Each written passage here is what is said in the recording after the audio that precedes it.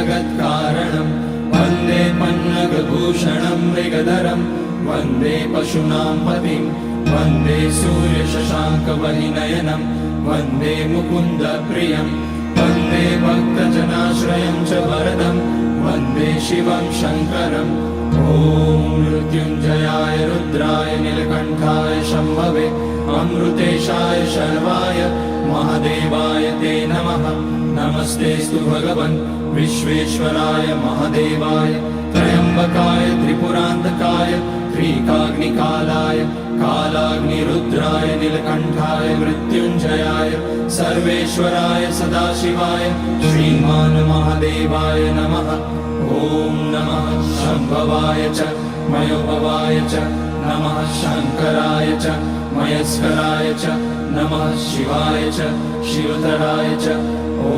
त्र्यम्बकं यजामहे सुगन्धिं पुष्टिवर्धनम् उर्वारुकमिव बन्धनान् मृत्योर्मुक्ष्यमामृतात् नागेन्द्रहाराय त्रिलोचनाय भस्माकराय महेश्वराय नित्याय शुद्धाय दिगम्बराय तस्मै नकाराय नमः शिवाय मन्दाकिनी सलिलचन्दनचर्चिताय नन्दीश्वर प्रमथनाथ महेश्वराय मन्दार पुष्य बहुपुष्य सुपूजिताय तस्मै मकाराय नमः शिवाय शिवाय गौरी वदनाब्जवृन्द सूर्याय रक्षाध्वरनाशकाय श्रीनीलकण्ठाय वृषध्वजाय तस्मै शिकाराय नमः शिवाय वसिष्ठकुम्भोद्भगौतमार्य मुनीन्द्रदेवार्चितशेखराय चन्द्रार्कवैश्वानरलोचनाय तस्मै वकाराय नमः शिवाय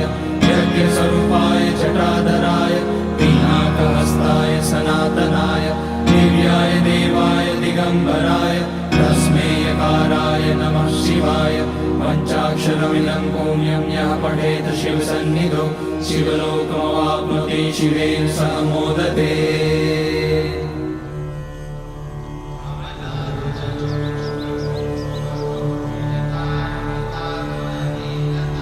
कमलाकुचूचुककुङ्कुमतो नियतारुणितातुलनीलतनो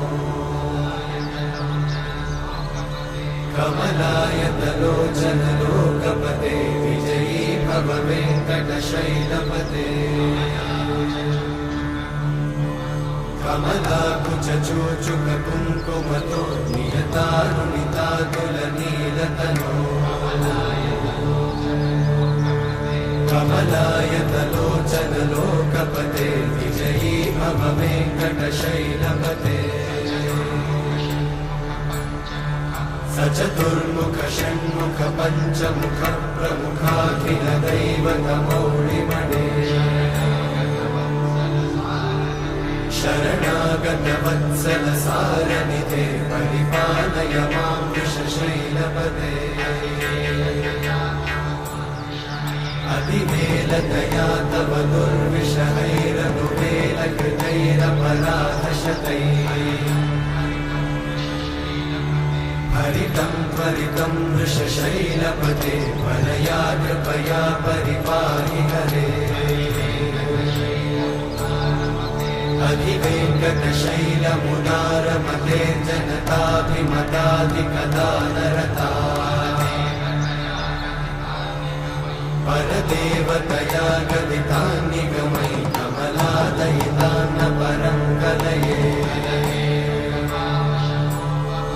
कलवेणुरमावशकोपवधूषदकोटिवृतात् स्मरकोटिसमा प्रतिवल्लविकाभिमतात् सुखदात् वसुदेवसुतान्न परं कलये अभिरामगुणाकरदाशरथे जगदेकजनोद्धरति रमते रघुनायक राम रमेश विभो वरदो भवदेव दयाचलते अवनीतनया कमनीयकरं रजनीकरचारुमुखाम्बुरुहम् रजनीचरराजतमोमिहिरं महनीयमहं रघुराममये सुकृतं सुहृदं सुलभं सुखदं स्वनुजं च सुखायममोघशरम् अपहाय रघुद्वहमन्यमहं न कथञ्चन कञ्चन जातु